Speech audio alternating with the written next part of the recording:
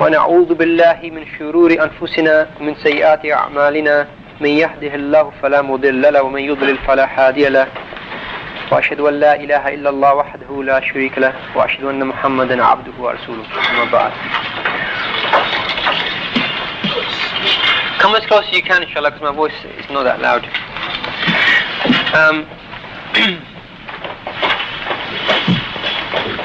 As you know, brothers, we're here to study the lives of some of the great Muslim heroes that have gone past, and inshallah learn lessons from them, because there's no point gaining this knowledge if it's not going to do anything for that. And the whole point basically is example, learn from the example. And inshallah we're going to begin with the story of Imam Abu Hanifa. And before I even begin, I will say to you straight that really an hour you cannot do justice to this hero or any of the heroes really. You know, we're talking about their lives, we're talking about actions really. And you know, so don't think that this is going to do them justice, but we just try to get just a few glimpses, you know, a few main points. And I would also say further that, you know, even the material I have with me right now is too much for me to cover in the time I have. So if you have any questions later on, then please you can ask me. Dave, inshallah, let's begin. I'll say by saying the first statement, and that is that this scholar, like other scholars, they reached their perseverance, their strength, their stances they made because of knowledge they gained. You know, the patience they had was because of knowledge they gained and the sincerity towards Allah.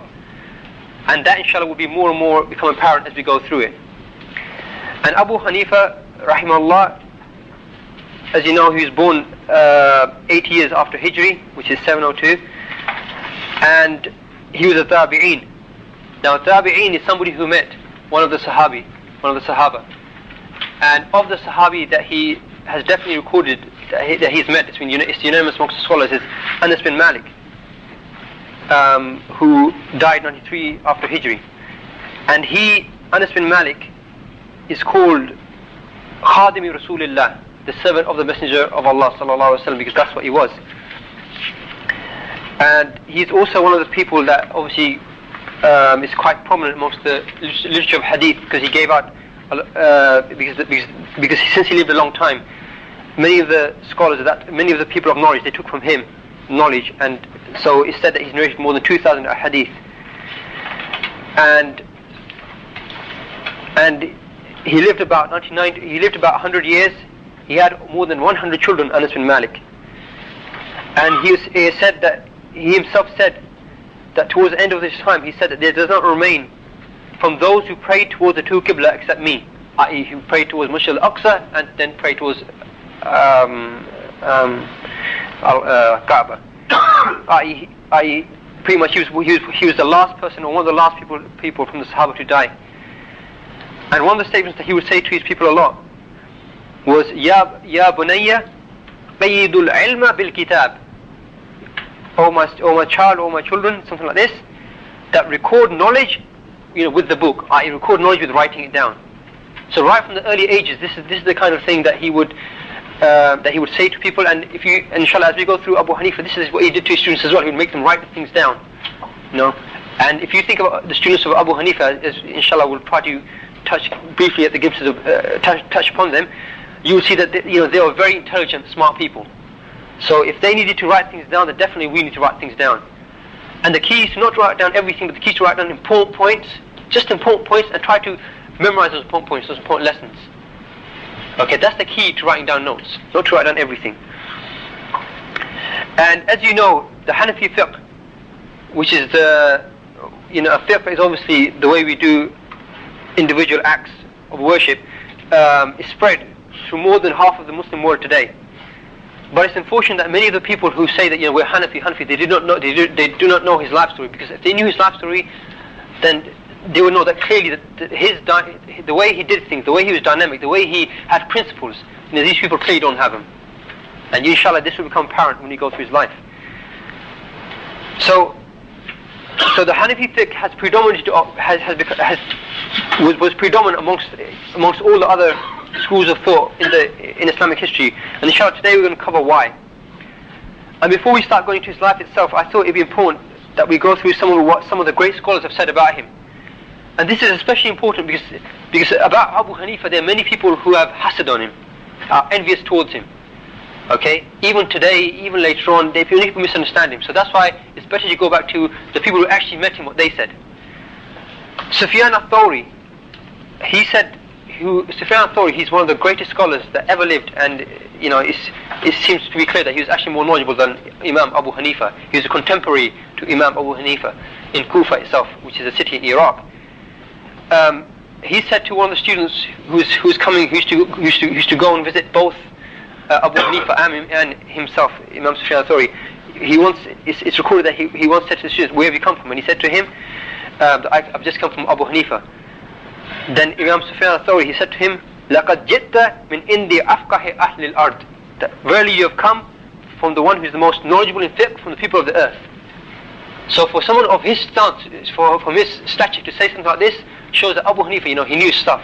He does not. Some people claim that he was somebody who only knew fiqh and no hadith, because you can't know fiqh without knowing hadith. It's impossible. And Imam Abdullah bin Mubarak, inshallah, who will be covered today as well, who is one of the students of Imam Abu Hanifa. Therefore, he met him. He called him a sign from Allah. And also in another statement, he said that رأيت أعبد الناس ورأيت أروع الناس وَرَأَيْتُ أَعْلَمَ النَّاسِ وَرَأَيْتُ أَفْقَهَ النَّاسِ, which means that verily I've seen the person who has worshipped Allah the most, and I've seen a person who has been the most Allah fearing the most, and I saw a person who was the most knowledgeable of the people, and I saw a person who was the most knowledgeable in fiqh from the people. He said, as for the one who worshipped Allah the most, for he is someone called Abdul Aziz bin Abi Dawood, and as for the person who is the one who is most God-fearing, he is Fudail ibn Iyad. And as for the one who is the most knowledgeable of people, he is Sufyan al-Thawri, who I just mentioned to you earlier. And as for the one who is the most knowledgeable of people in fiqh, he is Abu Hanifa. And he said, مَا رَأَيْتُ فِي الْفِقْهِ مِثْلَهُ, I did not see anybody in fiqh like him. Okay, and also he's got another statement. He said that مَا رَأَيْتُ أَحَدًا قَدْ تَكَلَّمَ فِي الْفِقْهِ أَحْسَنَ مِنْ أَبِي حَنِيفَةَ, that I have not seen anybody speak about fiqh the way Abu Hanifa spoke about fiqh. And Abdullah bin Mubarak, he is clearly, he's called the Imam of Hadith in his time. He's clearly one of the great references for the Muslims. And the last statement I will say to again indicate what the scholars thought about Abu Hanifa, therefore what we need to think about Abu Hanifa, is a statement of someone called Abdullah bin Dawood, or another scholar. He said, يجب على أهل الإسلام أن يدعو الله لأبي حنيفة في صلاتهم فقد حفظ عليهم السنن والفقه, which means that it is obligatory upon the people of Islam, i.e. the Muslims, that they make dua for Abu Hanifa in their prayer, because verily he safeguarded the sunnah and fiqh. So that's why people should make dua for him. So that's just a brief introduction upon Abu Hanifa. As for his early years, he lived in a time where the Muslims were being oppressed. The Islamic history, basically, if you read about it, you'll see that basically times become after Ali radiallahu anhu, and in fact even at his time and beyond that, which is the first 30-40 years of Islam, after Prophet passed away, of Hijri, the Muslims, as Prophet ﷺ, he said, the Muslim rulers, they'll be replaced by kingship. Okay, and kingship means basically that the one who is Khalifa, the one who is ruler amongst the Muslims, is not the one who is most deserving to have it, but rather it's someone who is related to him. And even if the guy who's related to him is not the most deserving or the most knowledgeable or the most pious or the one who's most just, he'll get it. And because of that, if the people at the top are bad, everything else goes bad, and like that, that's what happens in the Muslim state. It started to go down in its thought. It started to go down in its culture. It started to go down in its justice. So he lived in that type of time, and amongst the people that were very close to when he lived was someone called Hajjaj bin Yusuf. And I'm just trying to give you an example of how bad things go. Hajjaj bin Yusuf, he was the governor of Iraq for roughly 20 years. He killed people from the Sahabi. Can you imagine somebody killing somebody from the Sahaba? He killed Abdullah bin Zubair. He killed one of the greatest scholars that ever lived, Sa'id bin Jubair. He was responsible for the killing of Abdullah bin Umar. Because Abdullah bin Umar, he was a person that would say the truth no matter who it was. So he said to Hajjaj that verily you're a wrongdoer, you're a fasiq. Okay, so what Hajjaj did was that while he was doing Umrah, he took a spear, he paid someone, and while he was doing Umrah, he got someone to spear Abdullah bin Umar through his leg, and this is what led to his death. So basically, it was a very tyrannical rulership. And because of that, knowledge itself went down quite a lot. And in this atmosphere, when Abu Hanifa, he grew up himself, because since his father passed away at a very early age, he didn't have the culture where he was to learn knowledge. And if you look at him and compare him to the other great scholars, like for example, if you compare him to like Ibn Taymiyyah, Imam Malik, Imam Shafi, who from a very early age, their parents were at them saying, look, this is what you need to do, this is the guidance, this is what you need to do, you need to learn this, you need to learn that, you need to go to this scholar, you need to learn other before you learn ilm. He didn't have any of this. Okay? So all he had was his basic Islamic education, which is quite a lot, because Kufa was one of the main fountainheads of Islam. But basically, after his father passed away when he was very early, he began to devote himself to business. Okay, and he took over his father's business, which is the business of clothes.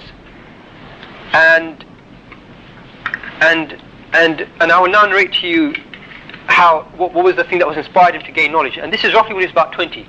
Okay, when he was about 20, a scholar named Imam Al-Sha'bi. Okay, and Sha'bi, he is also one of the renowned scholars of Islam.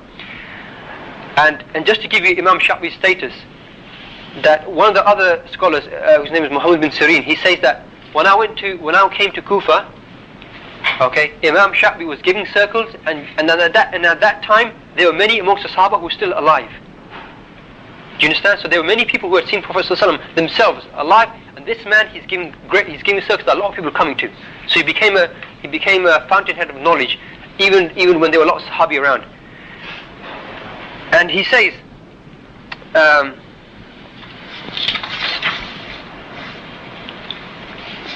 Abu Hanifa, he says that once I was passing by a place, and Imam Sha'bi, he stopped him and he said that, where are you going? Where are you going? I.e., where are you going? And Imam Abu Hanifa at this time, who was a young 20-year-old man, a businessman, he said that, I'm going to the marketplace to do my business. And then Imam Sha'bi, he said, no, I don't mean that. I mean, which scholar do you attend? Which scholar do you go? And then he said to him, why? And then he said to him, فَإِنِّي أَرَى فِيكَ يَقْظَةً وَحَرَكَةً. Because I see in you that you have a keen, attentive mind, and you are someone who is active. So this is what Imam Sha'bi, he saw this just by looking at him. And it's said about the scholars, about the pious scholars, right, the early scholars especially, that they would see with the light of Allah. It wasn't that they would see, they would look at a person and they would see that this guy is someone who did sins a lot. They look at this guy and they would see the nur in his face, that this is someone who worships Allah a lot. And something like that, right? He saw in Abu Hanifa at this very young age that this man, he had something. And Abu Hanifa said, no, I don't go to see any scholar, I'm not a student of anybody, or I was going to the market because I'm a businessman. Okay? And then Imam Sha'bi basically just said what I just told you, and then they depart, and then they split company. And Abu Hanifa, he says about this incident that inspired him to start gaining knowledge, he says that فَوَقْعَ فِي قَلْبِي مِنْ قَوْلِهِ وَتَرَكْتُ لِإِخْتِلَافِ فِي الْأَسْوَاقِ وَأَخَذْتُ فِي الْعِلْمِ فَنَفَعَنِي اللَّهُ بِهِ. Which means that after he said the statement that I see in you a keen attentive mind, and I see that you're an active person, he said that is if something affected my heart. Okay, something from his saying, it affected my heart. So I stopped frequent visiting the marketplaces, and I started to devote myself to knowledge. And Allah subhanahu wa ta'ala, he benefited me by this man, Imam Sha'bi.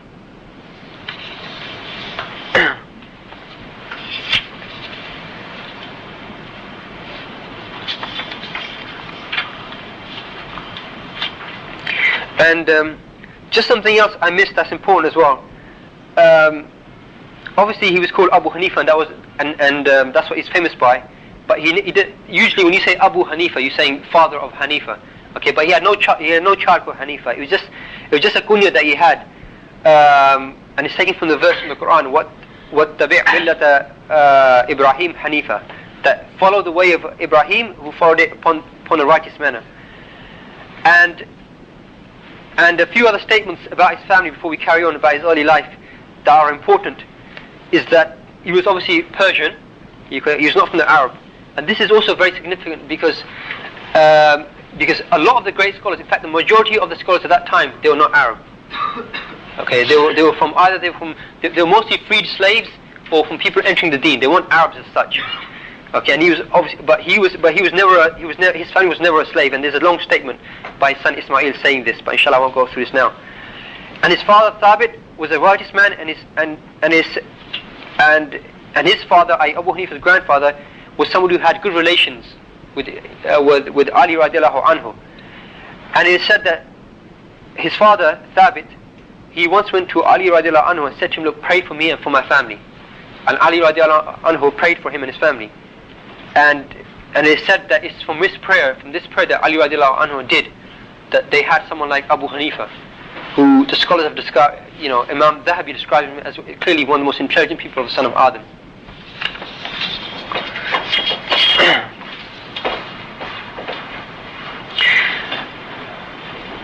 After the incident with Imam Sha'bi, Abu Hanifa, at that time, he initially thought to devote himself to fiqh, but for some reason that's not quite clear, he began to specialize in Ahlul Kalam. And people of Kalam were generally those people, who were good at debating. Okay, and their debates were basically how to defend the religion, how to defend Islam, because in those times many sects began to arise. Okay, many types of weird ideas began to arise. So what these people used to do, they used to specialize in how to defend the Muslims, how to defend people from these type of thoughts. Okay, and he says that he started to do this. He became so proficient in this that whenever there was any type of problem like this, whenever there was any type of funny idea, he would go and debate with the guy until such that people began to fear him in his debate. He was very intelligent in the way he used to debate. And he said that most of the people of Kalam were in Basra, and he said that I went to Basra more than 20 times.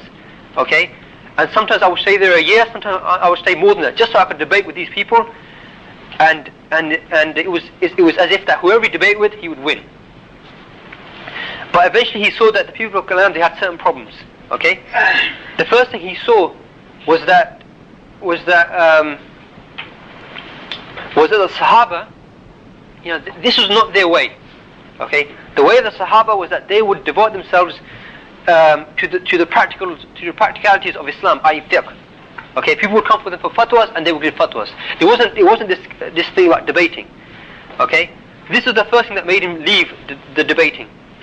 Okay, second thing he realized was that people of debate generally, right, they had hard hearts, they had bad character, they had rough tongues, and the problem with debating is that if you debate a lot, right, and if you see this character generally, people who debate a lot, right, it eventually starts affecting their heart. Okay, because you want to win.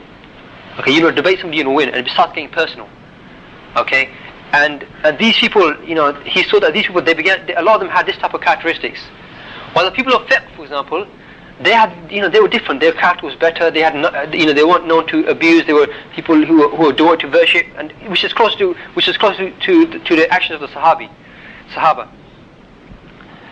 And the third thing that was the tip of the iceberg, as they say, was that once a woman came to him and said to him that asked him a certain matter about divorce. And he didn't know. He didn't like try to bluff. He didn't try to fob her off. But he asked her something about divorce, and he didn't know. And in his vicinity, there was a person called Hamad, who was a known faqih, recognized faqih, scholar of fiqh. So he said to her, look, go to Hamad, ask him the question, and whatever he tells you the answer, tell me as well, so that I may learn from this as well. Okay, so he didn't doubt that Hamad knew the answer, but he knew that he didn't know the answer. So she went to Hamad, asked him the question, and Hamad gave the answer, and came back to gave her the answer, and she came back to him and told him. And then he thought that this is what I'm going to do now. I'm going to leave Ahlul Kalam, I'm going to leave this debating, and I'm going to devote myself to fiqh. So now that Abu Hanifa, now that he's entered learning knowledge properly, I just want to mention some of his teachers, because if you look at any great person, you'll see that he'll be inspired by great people who are around him. Maybe these great people won't be mentioned so much. Maybe it's a great characteristic in one person, and one then another, then another, then another, and all of them come together in this one person. But it's without doubt that you are like your company. And Prophet ﷺ said so as well, obviously in a hadith, that you are like the company that you hang around with, and you will be raised up with the company that you hang around with.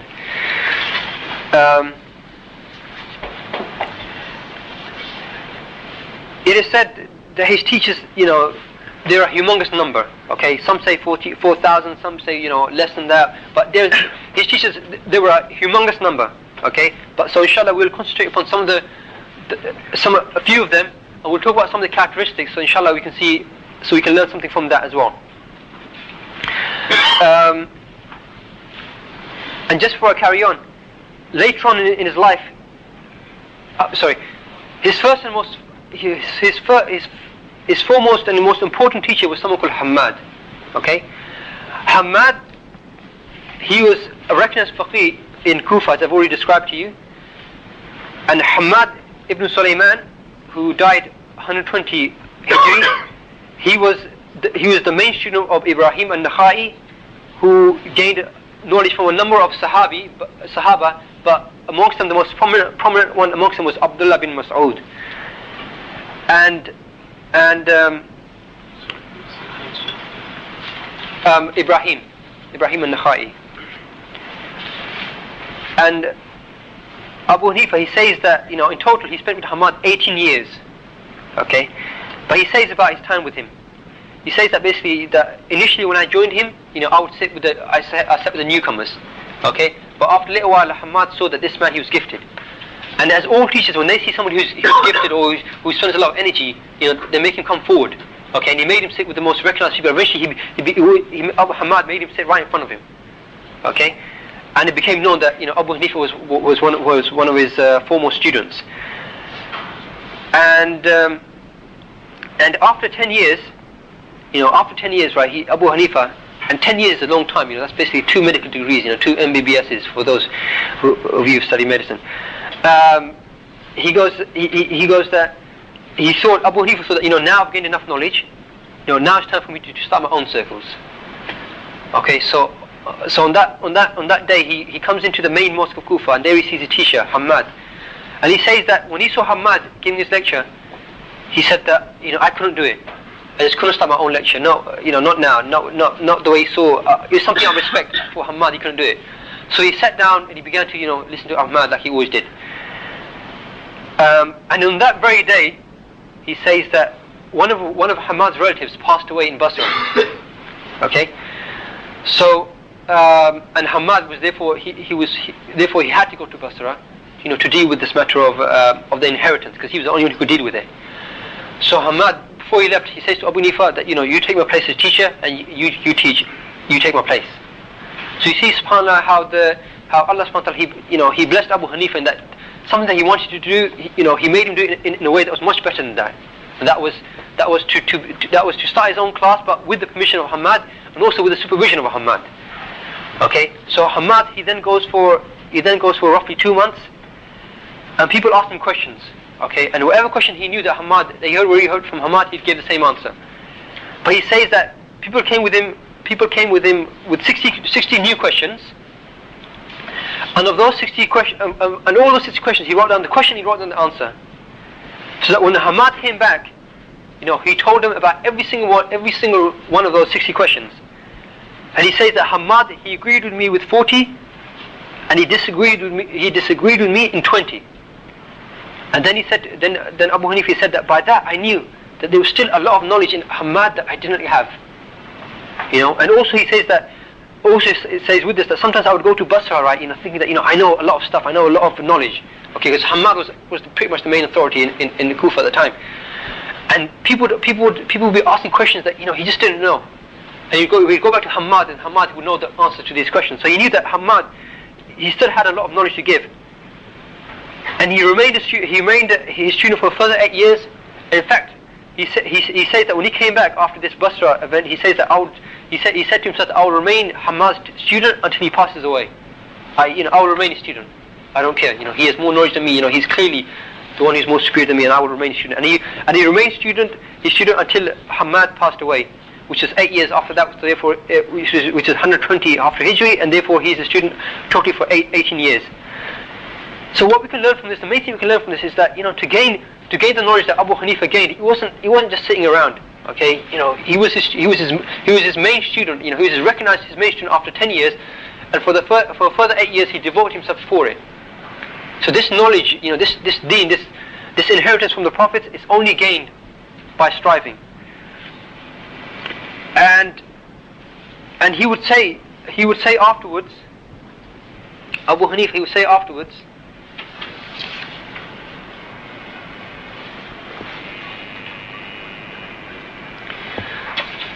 afterwards, about Hammad when he passed away, and this is something that he would obviously say to teach his students. Okay, he would say, "Wallahi, ma da'awtu li waliday bil maghfirah illa da'awtu li Hammad,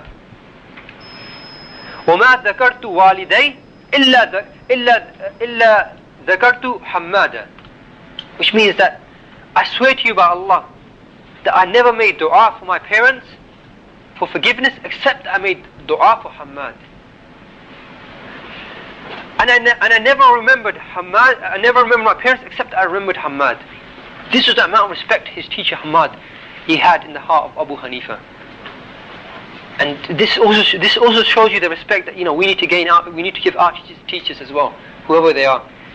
That they deserve respect because they are more. They have gained this inheritance of the prophets. And especially the Prophet Muhammad sallallahu alaihi wasallam. And just to talk about his teacher Ibrahim al-Nakhai, he's also, like I said, he's also one of the recognized scholars, one of the biggest tabi'in, because Abu Hanifa, since he's a tabi'in, but he's one of the late tabi'in by far. Okay, because he was born 80 after Hijri. He just met Anas bin Malik and that was it. Okay, so he's not like the other tabi'in, the early tabi'in who met Sahaba, spent a long time with them, like Imam Hassan al-Basri, Ata bin Abi Rabah, who spent a long time with the Sahaba. Okay, so he's one of the late tabi'in. While Ibrahim al-Nakhai, he was one of the, he's one of the established tabi'in.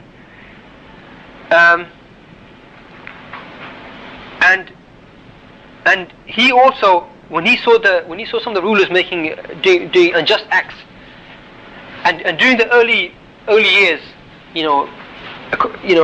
people like to think that they were, all the scholars, right, didn't do any rebellions, but this is not true. Okay, Ibrahim al-Nakhai, he's one of those people who revolted against the Khalif of his time. Okay, and Sa'id bin Jubair, he said when the people of Kufa used to come to him asking fatwas, he would say to them that you asked me to give you fatwas and you have with you Ibrahim al-Nakhai.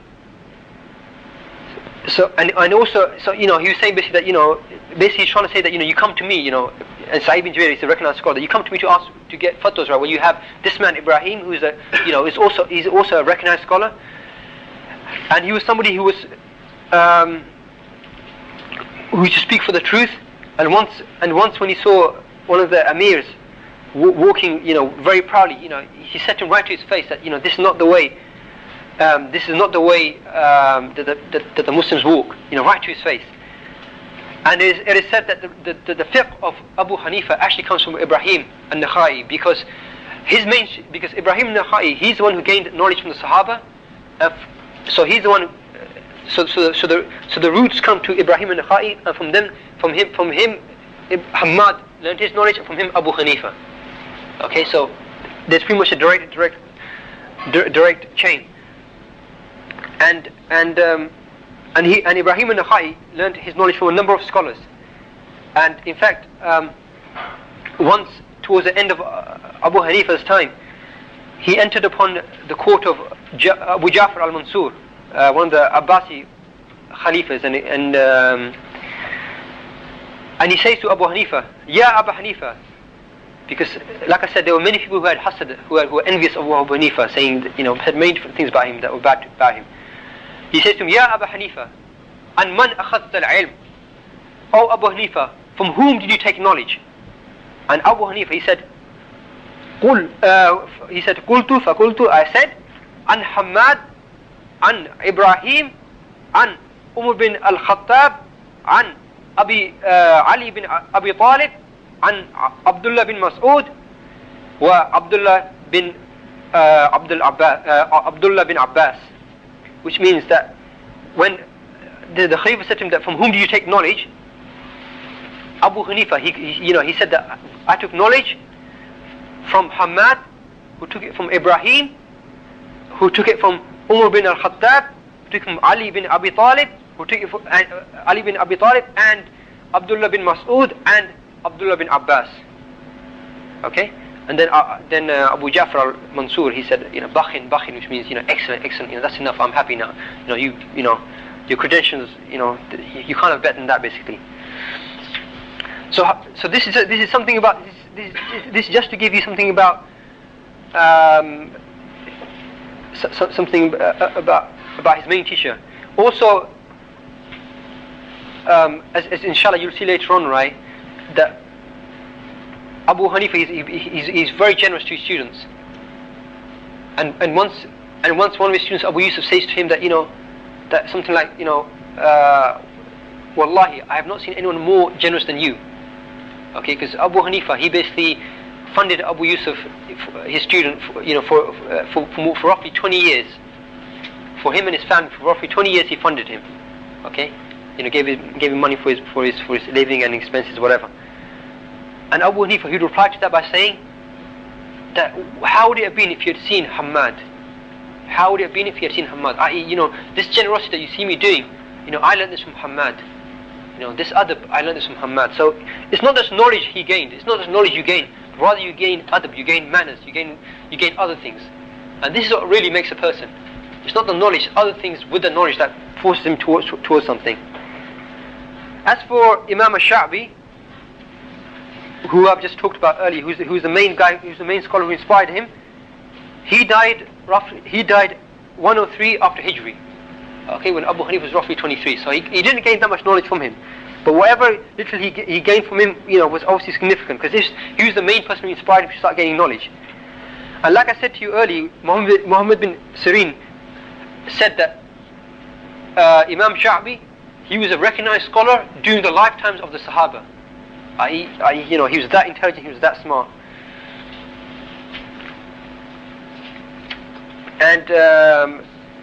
And also, obviously he gained, obviously he gained a lot of adab from him as well. And one of the statements of and Imam Sha'bi, one of the things he was renowned for was his patience, especially if people were rude to him, patience in gaining knowledge as well. But there's a very famous statement that comes from him that somebody once abused him.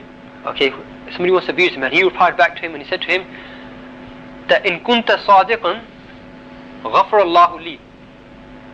That when this man abused him, right, said something really bad about him, he said to him that if you are truthful about what you are saying, then may Allah forgive me. Wa in kunta kadhiban, and if you are a liar about what you're saying, ghafara Allahu lak, that may Allah forgive you. And then he walked away. That was the end of the matter. That if you are truthful, then may Allah forgive you, and if you are lying, then may Allah forgive you. He didn't reply back to him. He didn't start cursing him back. He said, he called it that, and that was it. And that would, that would have more effect of a person than if you start abusing him back. But that's the way of the scholars. They didn't get involved in these type of things. Another of the scholars that he gained knowledge from was Ata ibn Abi Rabah. Okay, who is, if I'm not mistaken, who's the freed slave of Abdullah bin Umar. Okay, he grew up in Makkah, he lived in Makkah, even though he's from the people of Yemen, and he was, Habashi. Okay, he was black. Okay, he obviously gained knowledge from some of the main scholars. Okay, he was such a recognized scholar that that during the time of Hajj, an announcement would be made in Mecca that no one should give fatwa except Ata bin Abi Rabah, and then his student. Okay? And he also was of the scholars that rebelled against the rulers of his time, so much so that he had his hand cut off during one of the wars. Ata bin Abi Rabah had his hands cut off when he revolted against, I think it was Hajjaj, if I'm not mistaken. But he revolted against one of the khulafa of his time, and he had his hand cut off. And Abu Hanifa, he gained a lot of knowledge from him, because Abu Hanifa, he would travel a lot. Okay, he would travel to different cities a lot. And it said that Abu Hanifa, concerning Mecca, he made Hajj roughly 55 times. Okay, so he died at the age of 70. So you can work that from yourself, the calculations from that. But he says about Ata bin Abi Rabah,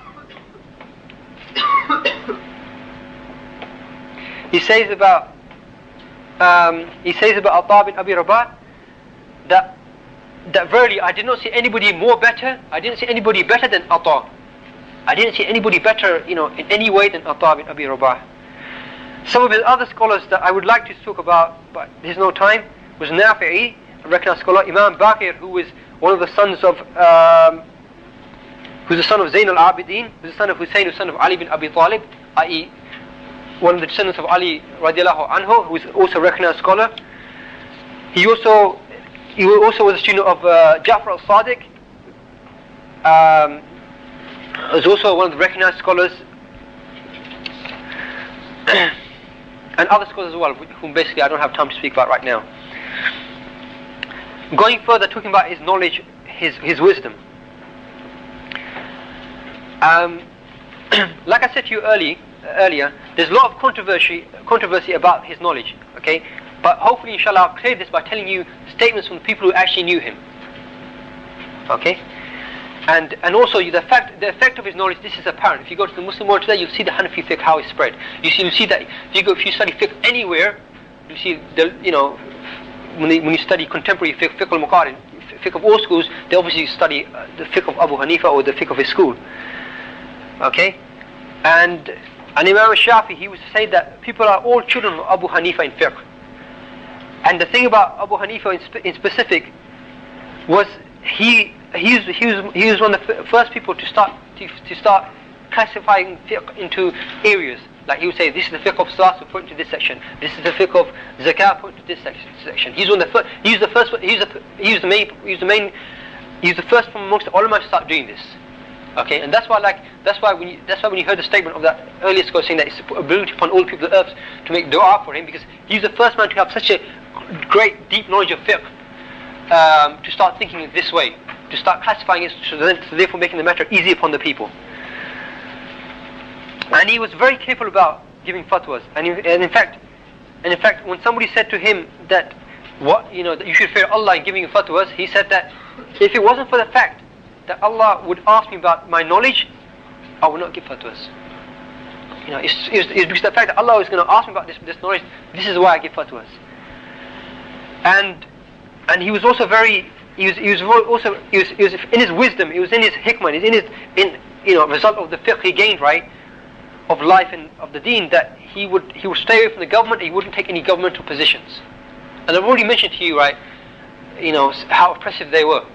But at the same time, there were also many scholars who did take governmental positions, and this is two different schools of thought, and it's not our place to go into it right now today.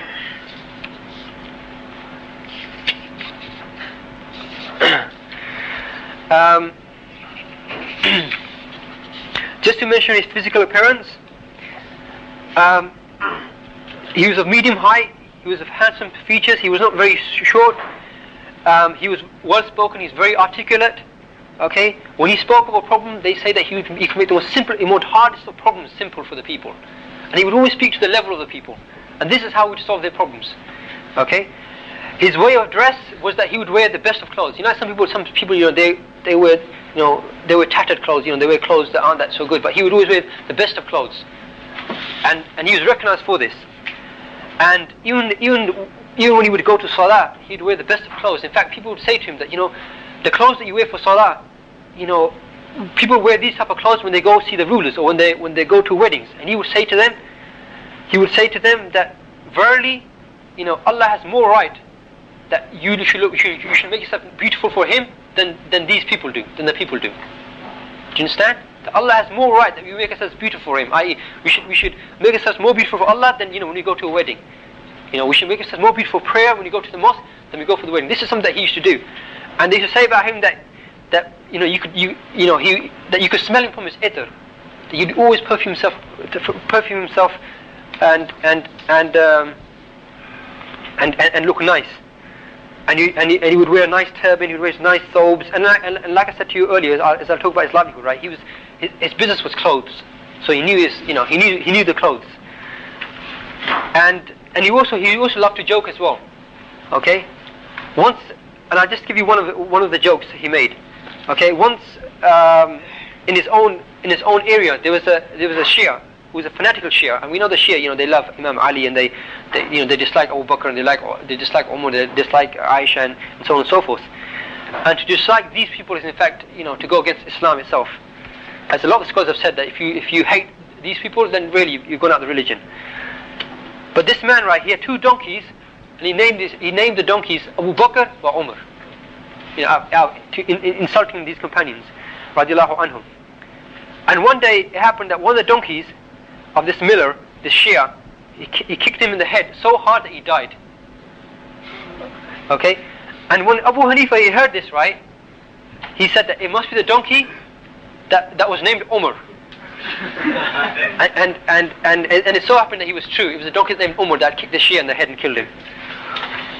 But it's just, and there are other jokes that he made as well, and they were true jokes or something like this, of this nature. He didn't make jokes to lie. To talk about his livelihood, he apart from the fact of him gaining knowledge, he was a successful merchant. Okay, and it is said that his store of clothes in Kufa was of the biggest of stores. Something like the Harrods of Kufa. People from all around the city would come to it. Okay, because they knew they would find good quality, truthfulness. And also Abu Hanifa, he would travel to other cities as well, to Basra, other places as well for his business.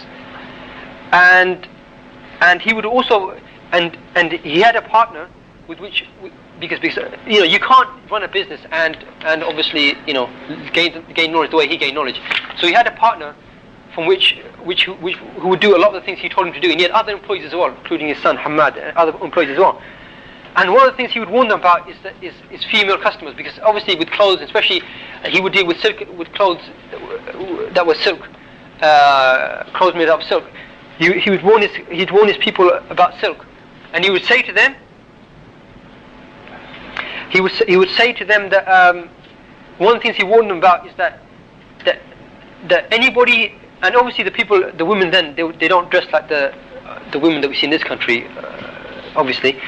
One of the things he would warn his employees about was that he would say to them that if you can describe the shoes of the woman, then you can describe the feet of the woman. And if you can describe the feet of the woman, then basically you are being unjust. You are not a just person.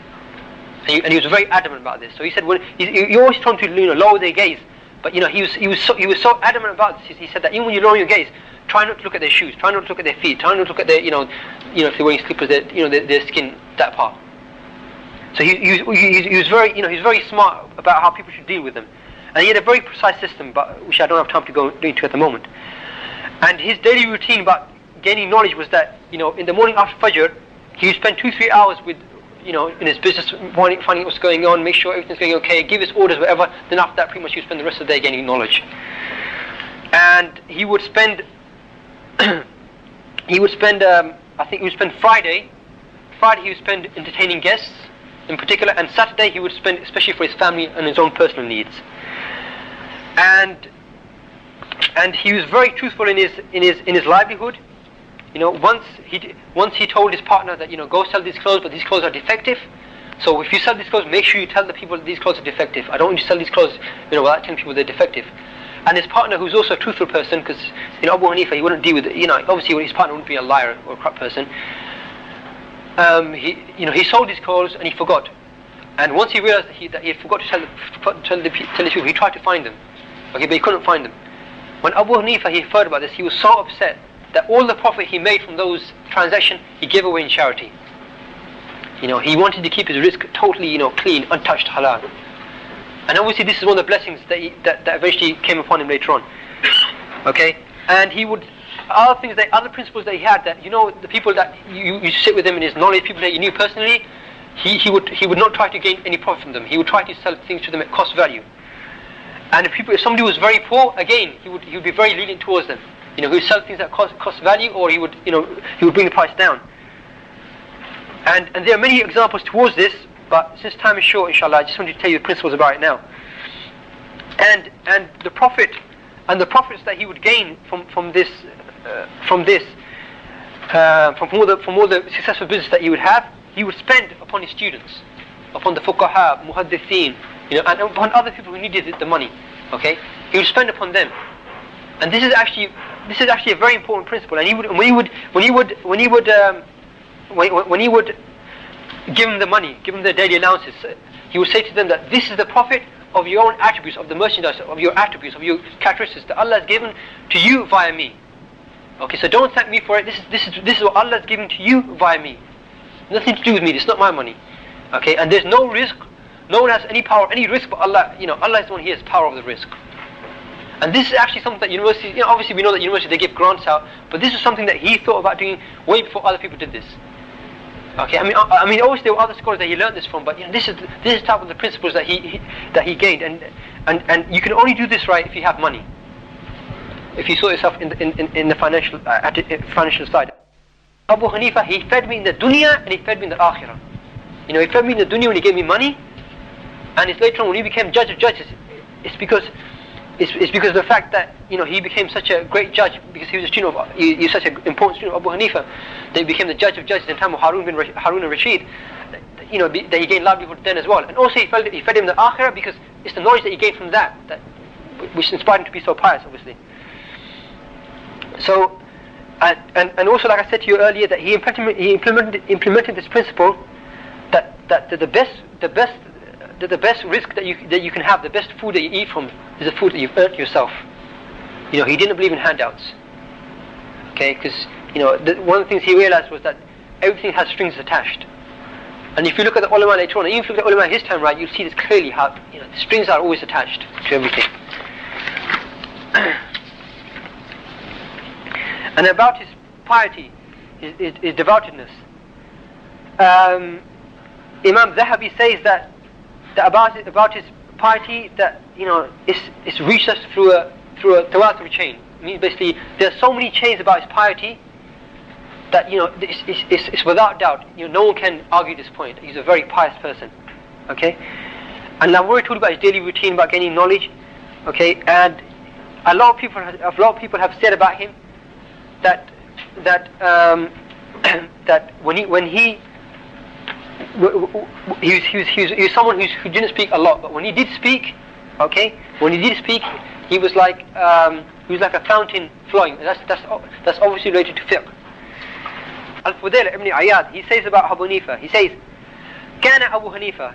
Abu Hanifa was, I won't say the Arabic because time is short, I'll just say the English, and if anybody wants the Arabic, you can get it from me later on. He said that Abu Hanifa, he was a man who was a faqih, and he was well known for his fiqh, well known for his piety, one who was very rich, and who was known for his generosity upon those who were around him, and he was one who had great sabr upon teaching knowledge in the evenings, in the nights and in the mornings, and he was one who spent his nights very usefully, i.e. spent them in tahajjud, and he was one who was given to having long silences, little or speech, until if somebody said to him a matter, i.e. asked him about a fatwa, about halal or haram, then he would be very good upon speaking about the truth. And he was somebody who was always fleeing from the wealth of the sultan. And if something came upon, and if a matter came upon him upon which there was hadith that was sahih, he would follow it. And if something came from the Sahaba or the Tabi'een, he would take it. And if then he didn't find something, if he still didn't find something from after that, then he would do qiyas, then he would do qiyas, which is analogy. So this is how Fudayl ibn Iyad describing. And I've already told you what Abdul Malik bin Marwan said, and Yahya bin Harun, he said something similar as well, something like this, talking about his piety. But just to give you a few specific examples about his piety, one of the people of his time says that once I prayed Isha with him, okay, in Kufa, and the people left and I remained, because what I wanted to do was that I wanted to ask him something private. I wanted to ask him a fiqh question that was private, just between me and him. Okay, so I was behind him because he was in front of me, and I sat behind him waiting for him to finish whatever he's doing. And then he got up and started to pray. Okay, and then he started to pray, right, and he started to recite Sunnah, right, and he was writing loudly so that this man could hear him. And when he reached the verse, the translation which is, so Allah has been gracious to us and He has saved us from the torment of the fire. He began to repeat it again and again and again, that Allah has been gracious to us and He has saved us from the torment of the fire. And he just kept repeating it, and this man, he didn't know what to do. So he just waited and he waited and he waited and waited, and you know what happened eventually? Upon this very same verse, the adhan of Fajr came. So Abu Hanifa spent the whole night, unable to go past this verse because it affected him so much. And this man, he says that when he sat there, right, he didn't know that it seemed as if Abu Hanifa thought that everybody had left the mosque. Yazid bin Humayd, another person, he relates that once the Mu'adhin, he recited Surah Al-Zilzalaha. Okay, and does everyone know? إِذَا زُلْزِلَتِ الْأَرْضُ زِلْزَالَهَا. Does everyone know that surah? Okay. It's a surah upon where Allah says, it's one of the surahs in the 30th juz, and it begins with إِذَا زُلْزِلَتِ الْأَرْضُ زِلْزَالَهَا. You'll see, if you go through it, you'll find it, inshallah. Okay, but especially it talks about when the earth is shaken. It talks about the fact that when the people will be gathered on the day of judgment. It talks about the fact that on that day, everyone who's done even an atom's weight of good will see it that day, and anyone who's done an atom's weight of evil will see it that day. And he says basically that when the Mu'adhin Ali bin Hussein, who's known to be a pious man, when he recited the surah, he recited it, he did the salah, he said salam, people started to leave. He said that I was sitting, this man Yazid, he said I was one of the people who used to look after the mosque. Okay, and one of his jobs was to take the lamps, to the lamps itself, to turn the lamps off. He said I was waiting for Abu Hanifa to leave, and I saw that Abu Hanifa, he was sitting there, right, just like as if he was contemplating, taking very deep breaths, and so he said right, that he saw him just doing this again and again and again. So after a while, he thought that basically Abu Hanifa is not going to get up. So he thought, okay, I'll leave the lamp the way it is, and I'll come back in the morning. And he left. And then in the morning he came back, because this guy, he used to do the adhan for Fajr. And he saw Abu Hanifa in the same place, just sitting there, looking very sad, holding his beard, saying, I'll say to you in Arabic what he said. He heard him saying, right, he said, يَا مَنْ يَجْزِي بِمِثْقَالِ ذَرَّةٍ خَيْرٍ خَيْرًا وَيَا مَنْ يَجْزِي بِمِثْقَالِ ذَرَّةِ شَرٍ شَرًّا أَجْرِي عَبْدَكَ النُّعْمَانَ مِنَ النَّارِ وَبَاعِدْ بَيْنَهُ وَبَيْنَ مَا يُقَرِّبُهُ مِنْهَا وَأَدْخِلْهُ فِي وَاسِعِ رَحْمَتِكَ يَا أَرْحَمَ الرَّاحِمِينَ. So he says that after Fajr, I came back, and all I hear him saying is this same statement, this statement again and again. He's saying, "Oh, the one who rewards the weight of an atom weight of good. Oh, the one who rewards the weight of an atom weight of evil with evil. Save your servant Nu'man from the fire, and distance him from it and from whatever makes him come close to it, and make him enter the vastness of your mercy, O the one who is the most merciful, Arhamar Rahimin." So basically he spent the whole night saying this. So Yazid, he still didn't want to disturb Abu Hanifa, so he did the adhan, and after the adhan he went to take the candle, turn the candle off, because obviously now it's Fajr now. And Abu Hanifa, when he sees him trying to take the candle away, he says that, why are you taking the candle away? Yazid, he says to him that, I've just done the adhan for Fajr. And Abu Hanifa then looks shocked. Okay, and then he says to him that, don't tell anybody what you've seen tonight. And he sat there until he prayed Fajr. He prayed Fajr with the wudu of Isha. So that's just another example, telling you about how the Quran would affect him and about his piety. Allah said to you, right, it's a unanimous chain. And also I've told you about the fact that he would wear the best of clothes to Salah. I'm flicking through the pages because my time's running out. And he was very keen to help the people. Whenever they had any problems, he would help the people. When people had problems of debt, he was known to, give somebody some money and say, look, right, just take it, pay the debt, be free. Okay? And, there's many different stories about him and his neighbors. Okay? The way, his reaction with people abused him, he never replied back to him. Okay? Once someone called him the son of a zina. Okay? Ibn Zani. Okay? He didn't say anything to him. He just said, let him say what he wants. That's it. And it's well known the fact that that people, like I said to you, people were very envious of him. Okay, and once Abdul bin Mubarak, he says to Sufyan al-Thawri that I've seen so many people envious of Abu Hanifa. I've never heard him say anything bad about his enemies. Okay, and when you say something bad about another Muslim and he's not there, that's a ghiba. Okay, and basically what the end result of that is basically you are giving him your good deeds. And Sufyan al-Thawri, he said. That is because Abu Hanifa, he's too intelligent to let anybody take his good deeds. That's why he never did any ghibah. And there's many different debates that he had with different people. And I'll just mention a few of them, unfortunately, because time is very, very short. There was once a man, for example, right? And there were many people with a lot of funny ideas. There was once a man in Kufa who began to say that Uthman ibn Affan was a Yahudi, was a Jewish. Okay, and he began to come with these funny ideas, with funny evidences and everything like this, right, towards this. And he began to spread this knowledge amongst the people. When Abu Hanifa, he heard this, right, he went to this man, and Abu Hanifa is a well-known person. Okay, he went to this man and he said to him, "Look, I know a man, because I know you have a daughter, who's truthful, knows the Quran by heart, is very pious, very generous, very rich, and basically." Is he suitable to be married to your daughter? And this man, he said that people like you, Abu Hanifa, they're not refused, especially if someone like you comes and recommends them. Then Abu Hanifa says to him that, except one thing, he's got one problem. And the man goes, what? He goes, he's Jewish. And the man, right, he got really angry. And he goes that, you've come to me, right, you come to me and saying that you want my daughter to marry this Jewish man? And the man, and Abu Hanifa says to him that, what you said was worse than that. What you said is worse than that. Because you said Prophet Muhammad sallallahu alaihi wasallam let two of his daughters marry a Yahudi, a Jewish man.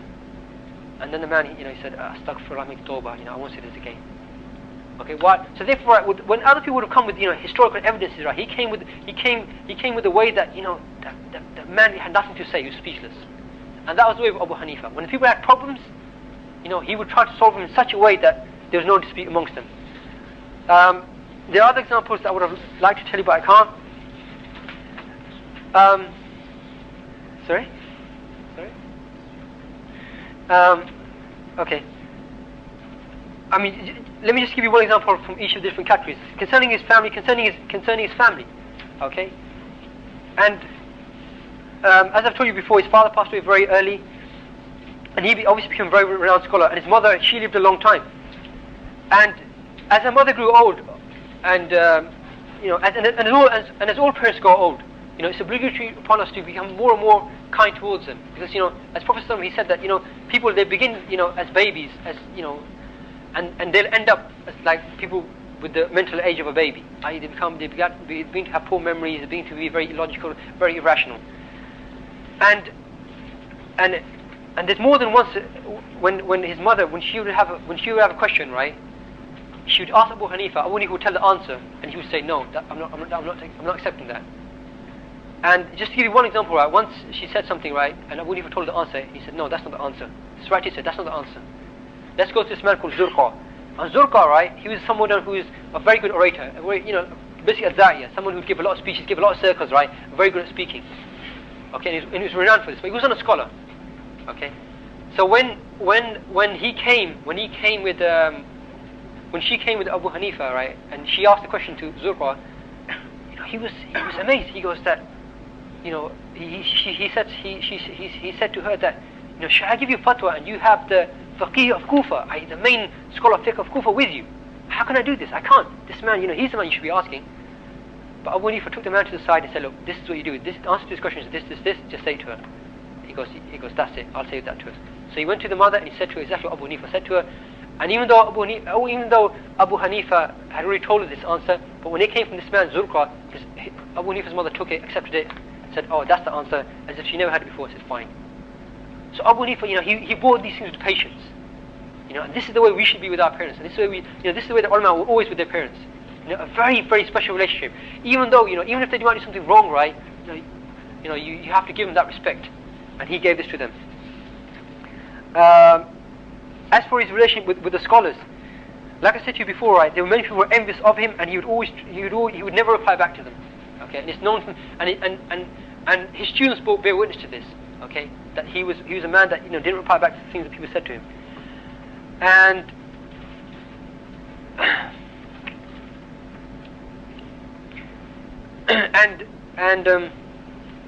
and I'll give you just one example, right, to show you how Abu Hanifa, right, he was in his fiqh, he was clearly at a level that was above other people. Once what happened was, and how he helped the people, and inshallah I'm coming towards the end soon as well. And once what happened was that there was a man, he had 2 sons, and so he decided to get them married on the same night. Okay, and what happened was that the 2 sons, that night there was a mix-up, and the wife of one man went with one man, the other brother, and the wife of that husband went with the other man. So they spent the night together, and in the morning they realized their mistake. So they went to Abu Hanifa and they went to Imam Sufyan al-Thawri. They were all in one big gathering. Okay, I'm nearly finishing. This will be the last one. Okay. They went to the gathering of the scholars, right? And they asked Imam Sufyan al-Thawri first, because he was obviously the most knowledgeable one. And Imam Sufyan al-Thawri, he said to them that, look, it's not a problem. You prayed the mahar, which is fine. Just the one who's married with that person goes back to the original husband. Okay, so this woman who spent the night with this man, go back to the other man, because this is the person you're married with. Okay, and that's the answer to your solution. Then another student, he gets up, right, and he sees Abu Hanifa. He's all quiet, he doesn't say anything. He says, Abu Hanifa, you speak. You give your answer to this problem. Okay, Abu Hanifa, he goes to the man, go bring your 2 sons. So he brought the 2 sons. Then he takes each one of the sons and he speaks to them individually. He says to the son, look, the woman that you spent the night with, i.e. Your brother's wife, okay, what do you think about her? He goes, fine, I don't mind her. He goes, would you mind her being your real wife now? He goes, no, I don't mind. He asked the same question to the other brother. He said the same thing. Okay, he goes, in that case, you say that you divorced the wife you got married to, and you the other brother, say you divorced the wife you got married to, and he said to the father, get married again.